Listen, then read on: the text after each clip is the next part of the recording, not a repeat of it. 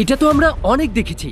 সাপ আর বেজির লড়াইতে বেজি জিতে যায়। মাঝে মধ্যে তো সাপকে টুকরা টুকরা করে খেয়েও ফেলে। কিন্তু বেজি কি সাপের রাজা কিংকোবরাকে মারতে পারবে? ভিডিওটা দেখলেই বুঝতে পারবেন। প্রথমে তো বেজি একটা নির্ভয় প্রাণী, যে মাঝে মধ্যে তো সিংহের সাথেও পাঙ্গা নেয়। অন্যদিকে কিংকোবরা দূর থেকেই তার শিকারের উপরে বিষ ছুঁড়ে মারতে পারে, যার কারণে অন্যান্য জীব তার কাছেও আসতে চায় না।